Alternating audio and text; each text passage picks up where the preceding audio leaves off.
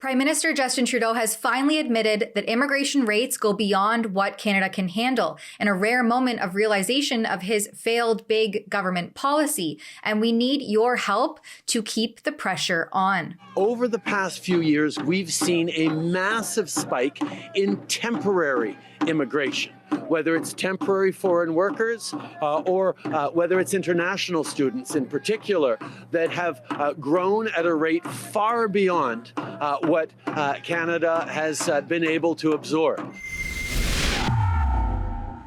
The Justin Trudeau Liberal regime has been major proponents of the idea that diversity is our strength and has opened the floodgates on immigration in recent years. But in a rare moment of introspection, Prime Minister Trudeau admits that it has reached a critical mass. You recently said your government is working on both housing supply and demand by turning the dial down on temporary immigration.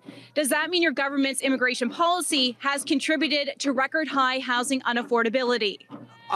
It's really important to understand the context around immigration. Every year, we bring in about 450, now close to 500,000 permanent residents a year. And that is part of the necessary growth of Canada. It benefits our citizens, our communities. It benefits our economy. These are the levels that we have stabilized and grown steadily over the past years, because that's what Canada needs to continue to have a strong economy and strong communities. However, over the past few years, we've seen a massive spike in temporary immigration, whether it's temporary foreign workers or whether it's international students in particular that have grown at a rate far beyond what Canada has been able to absorb. To give an example, in 2017, 2% of Canada's population was made up of temporary immigrants. Now we're at 7.5% of our population comprised of temporary immigrants.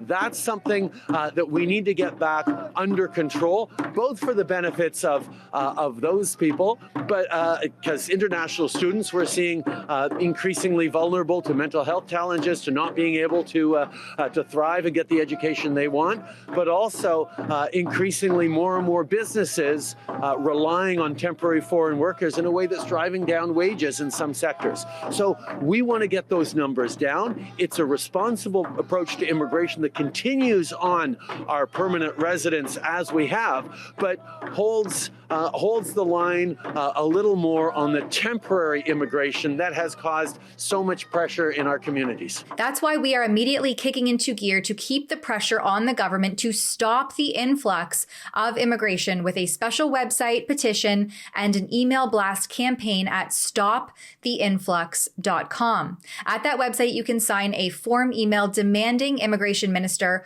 Mark Miller stop the influx, and also include Shadow Minister Tom Kimmick so he knows how Canadians are feeling about all of this. Because while Trudeau fails to admit that permanent resident immigration targets are to blame, despite those numbers nearly doubling since 2020 compared to the last 2 decades worth of statistics, it's a rare moment of realizing how his poor governance and even worse policies have failed Canadians. And the data also shows that almost all immigrants land in Ontario, while Ontarians themselves emigrate to other countries in higher numbers than other provinces and territories. Even Premier of Ontario Doug Ford stated last summer that the immigration targets are nearly double what was officially registered. And also to note, none of this includes the thousands of illegal border crossers coming into our country illegally.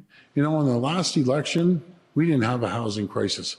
And just up to a few months back, I didn't know the federal government was going to bring in over 500,000. Now we learn that those aren't accurate numbers. It's probably up to 800,000 are arriving. Like, I didn't get a phone call from the minister. I didn't get a phone call from the prime minister saying, surprise, surprise, we're dropping these many people into your province. And by the way, good luck, you deal with them. That's the reason we have to make sure that we use every tool in our toolbox to build homes. We have the most up-to-date government statistics thanks to an order paper question posed recently in the House of Commons. Canada welcomed just over 185,000 new permanent residents in 2020, a number that skyrocketed to over 406,000 in 2021 and only continues to grow. In 2022, it climbed to over 437,000 and now over 471,000 in 2023. Under Trudeau, the number of temporary residents have nearly tripled, jumping from just over 255,000 in 2020 to a whopping 685,000 in 2023. The number of foreign nationals with work permits tripled as well, from almost 330,000 in 2020 to just shy of 950,000 in 2023. Canada is at capacity. It's reached a critical mass and now everyone is suffering. You know it's bad when even the state broadcaster acknowledges that poor immigration policy is making the housing crisis worse, as population growth exceeds available housing units and hinders affordability, something Trudeau was warned about 2 years ago, but opted to ignore and open the immigration floodgates instead.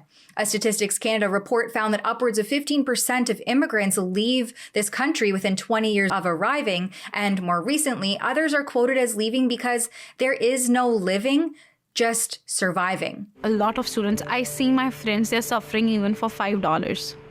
Do you think that your friends who are also international students, do they want to stay in Canada? No one wants to stay. Most of the international students I've met with, they don't want to stay in Canada. This isn't fair to those coming to Canada under the false promise of a better life, or the Canadians that have to struggle through the fallout of bad government policy. As the cost of living soars and food prices follow, our population grows, but our economy does not. So why then is the government allowing this influx when Canada has no appropriate housing solutions, not even a plan, as we see record numbers line up at food and job banks, further straining the social system? I don't know a single person in Canada who's not struggling right now. Like my family, my husband's family, my friends, my coworkers, random people on this app or that you talk to on the street or in the grocery store. Like everyone is just on the brink of losing everything. Get involved and have your say at stoptheinflux.com. For Rebel News, I'm Tamara Ugolini. Justin Trudeau and his ill-equipped cabinet's immigration influx must be reined in. To have your say, please sign our petition and send a form email to Immigration Minister Mark Miller, letting him know to stop the influx at stoptheinflux.com. That's stoptheinflux.com.